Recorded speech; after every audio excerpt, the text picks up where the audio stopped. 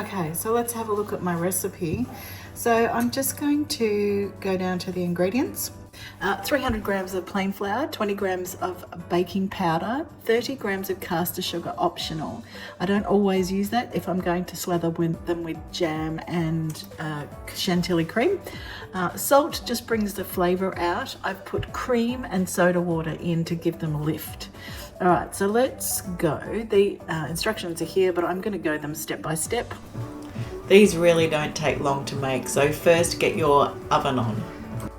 Okay, so the first thing you do is you would line your tin, unless you've got something like this, which is non-stick. I don't bother with lining this one.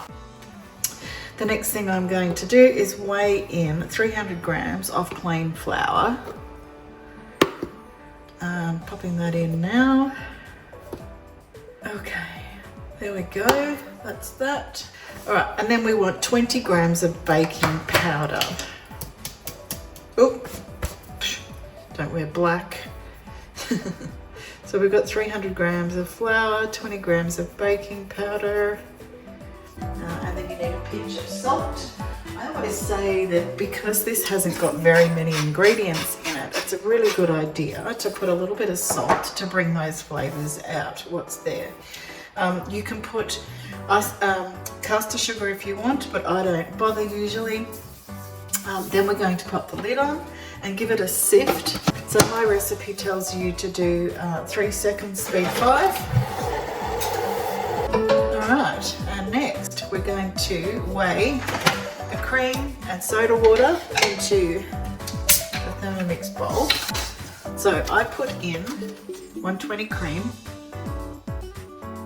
and I'm going to do the same with the soda water.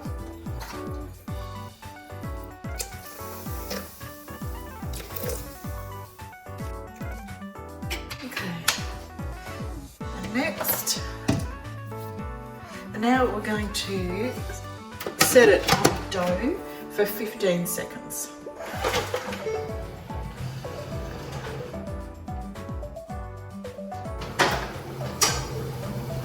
Gosh, that is so much quieter. Love it. All right, we're going to take the lid off and scrape down. Keep waiting for the lid, but it's already open. All right, just scrape down for a sec. This should look like a really shaggy sort of dough. And we're going to go next another 15 seconds.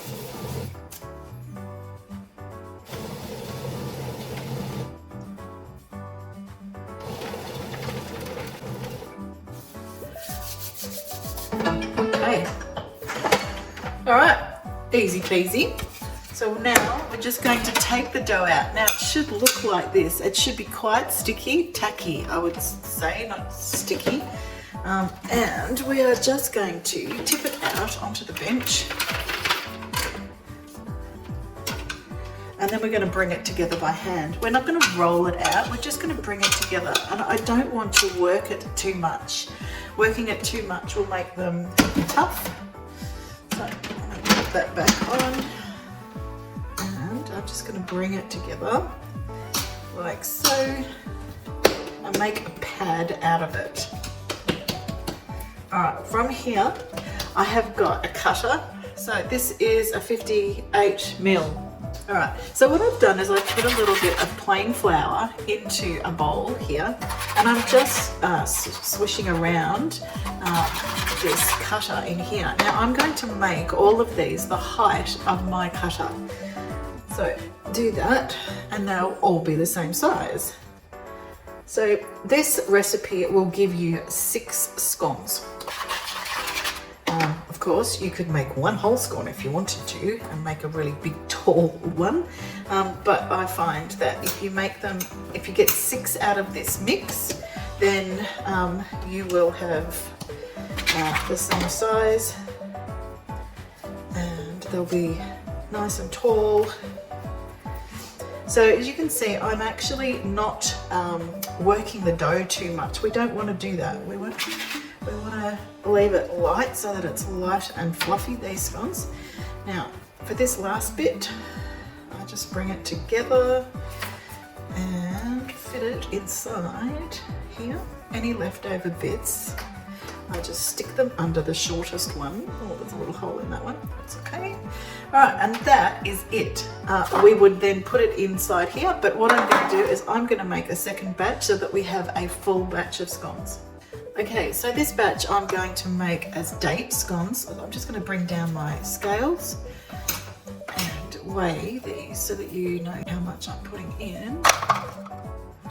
So I'm going to go with 60 grams of dates.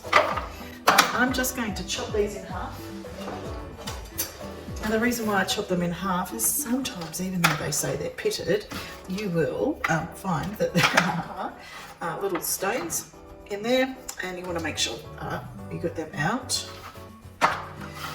You don't want anybody breaking any teeth. So I just cut them in half. Leaving them whole is too big anyway. Chopping them in the Thermomix, you can do that, but you won't come across the stones that way. So just chop them in half, it's easy enough to do. And we'll put those aside. All right, I'm going to make that recipe again. Lid on. Ooh. And dough.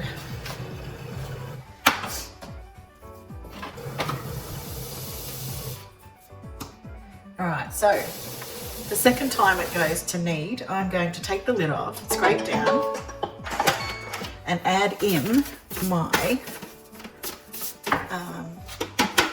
dates, my halved dates.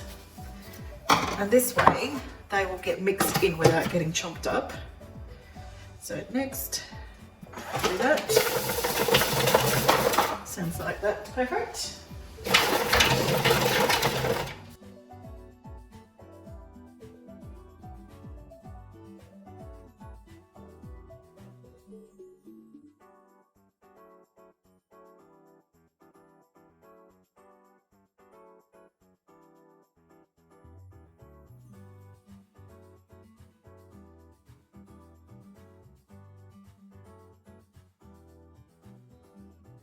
All we need to do now is find the right size tin and pop them in. Now I pop them really close together, so I've put the date ones at one end and I'm putting the plain scones at the other, but I'm making sure that they're really close. That helps with the rising, and I'll explain that shortly. The next thing I'm going to do once they're in there is I'm going to mix up a little bit of cream and a little bit of soda water. Now you can use milk if you wanted to, but I've got these both on the bench.